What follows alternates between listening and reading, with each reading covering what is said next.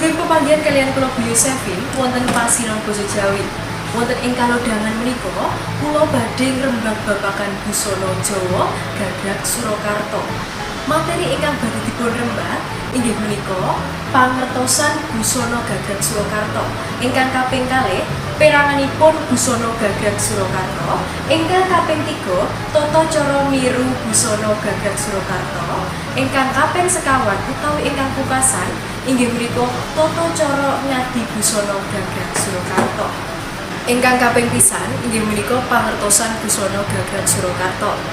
Pecahipun Keraton Mataram dados Ngayogyakarta Hadiningrat saha Surakarta Hadiningrat andadosaken pecahing panguwasa saha sedaya adat kabudayan. Salah setunggal unsur kabudayan ingkang dados beda inggih menika babagan busana utawi ageman. Nalika kadadosan pecahipun Keraton Mataram menika, sedaya piranti-piranti kraton dipun bekta wonten ing Ngayogyakarta, kalebet busana saha batik. Sawijining dinten, Pakubuwana kaping sekawan hanetepaken badhe ndamel piyambak busana kraton enggal. Busana kala wau dipun wastani busana gagrag Surakarta. Ragam motif batik Surakarta kala wau wonten kalih. Motif geometris saha motif non geometris. Motif geometris antawisipun ceplok, kawung, trutung, nitik, parang saha lerek. Motif non geometris antawisipun motif semen kalian motif sida-sida, sida luhur, sida asih lan sapanunggalanipun. Batik-batik gagrag Surakarta adatipun gadah werni latar jene utawi jenar. Ingkang kaping kalih perangan busana adat Jawa gagrag Surakarta. Busana adat Jawa gagrag Surakarta kaperang dados kalih. Inggih menika busana jangkep kakung saha busana jangkep putri. Busana jangkep kakung inggih menika wonten blangkon, lajeng beskap, nyamping, lontong, kamus lan timang, wonten duwung saha canela. Busana jangkep putri inggih menika wonten sanggul konde, kebayaipun kutu baru, lajeng wonten nyamping, stagen saha canela.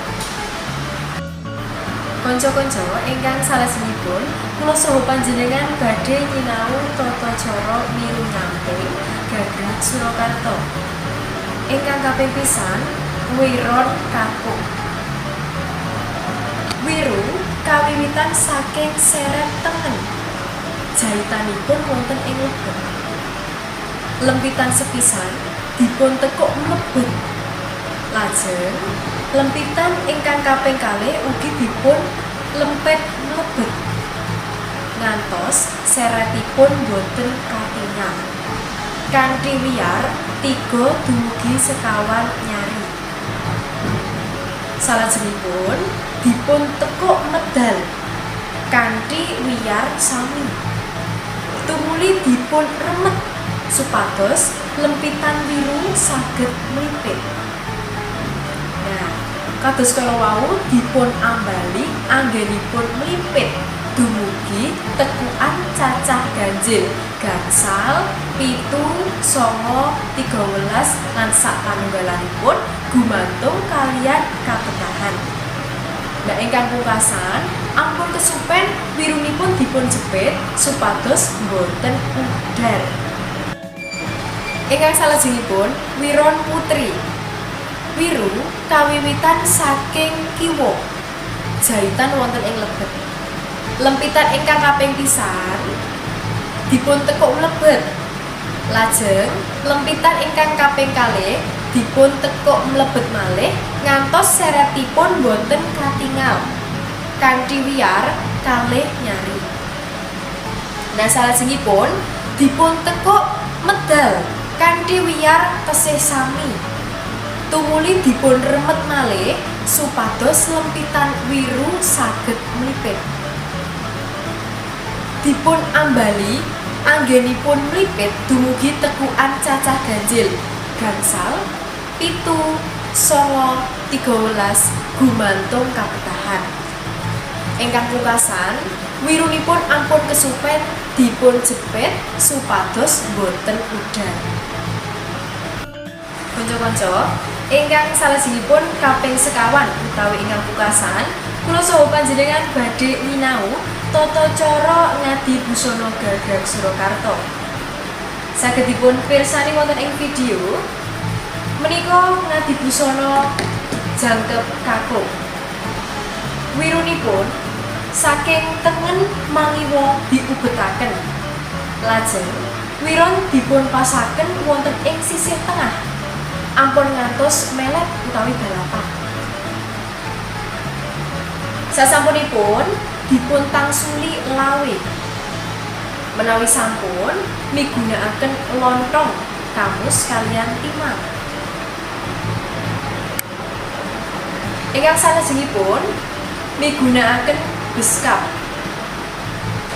Menawi sampun blakon dipun agem pas wonten ing tengah, wonten tengah-tengah.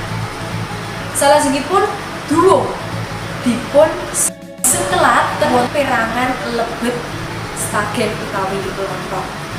Ingkang salajengipun ngadi busana jangkep putri gagrag Surakarta. Arah wirunipun saking kiwa manengen dipun ubetaken. Lajeng wiron dipun pasaken wonten ing sisih tengah. Ampun ngantos melet utawi balapan.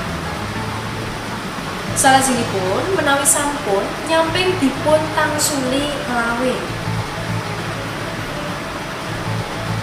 Ingkang salajengipun migunakaken stagen. Lajeng kebaya utuh baru. Sanggulipun kagem busana putri gagrag Surakarta migunakaken sanggul kondhing. Kados menika. Wonten ingkang perlu dipun enget, menawi wonten motif gurda utawi mangkara, gurda kedah pas sak tengahing bocong utawi bokong.